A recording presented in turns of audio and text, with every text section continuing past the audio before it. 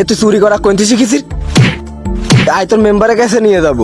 কি খবর রাকিব সাহেব? ভাই, ঈদের সময় যে 200 লোকের পোশাক দিছিলেন সেটা তো কম পড়ে গেছে। এখনো তো অনেক মানুষ বাকি আছে। কিছু পাঞ্জাবি আর কিছু শাড়ি দিলে ভালো হতো। দেখুন রাকিব সাহেব, আমাদের তো বিভিন্ন এলাকা ভিত্তিক ভাবে লিস্ট করে দেওয়া থাকে। আপনি 200 জনের লিস্ট দিছিলেন, আপনারা 200 জনের জামা কাপড় দেওয়া হয়েছে। এখন নতুন করে আপনি আবার লিস্ট করেন, লিস্ট করে আমার কাছে পাঠান। আমার তো লিস্ট করা আছে, পুরুষ 100 জন আর মহিলা 150 জন। মহিলাদের শাড়ির একটু রং চং দেখে দিলে ভালো হতো। গ্রামের মহিলা তো রং চং পছন্দ করে। এই কি হয়েছিল? কিরে মেম্বার সাহেব দেখেন দিনে গেঞ্জিটা চিনা যায় কি? এ তো আমার সেই কাকতার ওয়ার্কার গেঞ্জি। তাই এ গেঞ্জি এর গায়ে আসলে কি করি? হ্যাঁ মেম্বার সাহেব সেই গেঞ্জি। তাহলে শোনেন,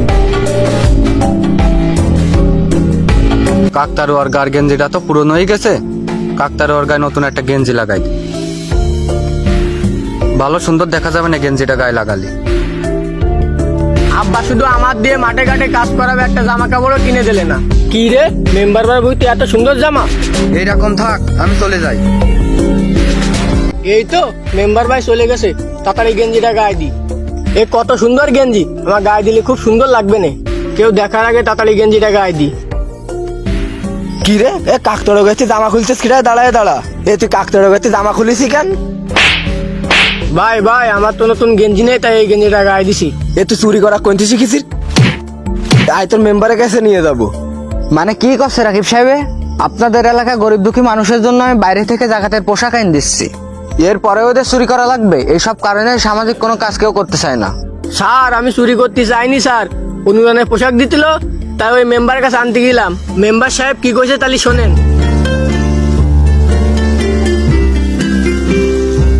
ও মেম্বার ভাই, আপনার কাছে একটা দরকারে আইলাম। ভাই শুনলাম নাকি বিদেশ থেকে জাকাতের জন্য নতুন জামা কাপড় এসেছে। আমার আব্বা তো জামা কাপড় কিনে দেয় না, তা আমার একটা জামা দেওয়া যাবে? তোর এসব কথা খিরা কইছে যে বিদেশেতে নতুন জামা কাপড় দিচ্ছে জাকাতের জন্য? তোর গায়ে যে গেঞ্জিটা আছে তা এখনো 5 বছর গায়ে দিতে পারবি। রং চং চটবে না, ভালো সুন্দর গেঞ্জি নিশ্চিন্তে 5 বছর গায়ে দিতে পারবি। ভালো সুন্দর গেঞ্জি তো। তোর হাত আছে, পা আছে, তোর পরের জিনিসের প্রতি অত লোভ কেন? তোর যদি হাত পা না থাকতো বিক্রি করি খাতিস, টালি কতি পারতিস। তুই তো আর বিক্রি করি খাইসনি। ওই জাকাতের কথা সব মিছে কথা। তোর হাত পা আছে, তুই কাজ করি খাবি, তুই পরে কাছে চাইনি বিকার। ও ভাই একটা গেঞ্জি দেন ভাই। তুই যা সরেন যে সর। তুই একদম বানায় কথা কবি না ভাই। আপনি দেখেছেন আপনার সাথে সম্পর্ক খারাপ করবে বলে কিরকম বানায় করছে? কি বানায় করছি?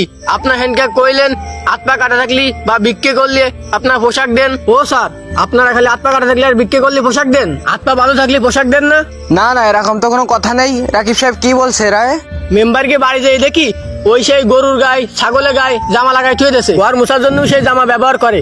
আমরা জামা চালি কয় জামা নেই। তুই তো ভালোই মিথ্যাবাদী। ভাই শোনেন, চুপ, একদম মিথ্যা কথা বলবেন না। কে মিথ্যা কথা বলছে এখানে বোঝা যাচ্ছে না? দাঁড়া, তোরে এখনই পুলিশে দেবো। ভাই এইবারের মতন মাফ করে দেন, আর একটা বার সুযোগ দেন। আসিফ, তোর যত জামা কাপড় লাগে আমার বাড়িতে নিয়ে আসবি।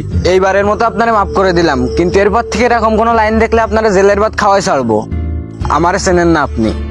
আমাদের সমাজে এরকম কিছু মানুষ আছে যারা পরের জিনিস আত্মসাৎ করে খায়।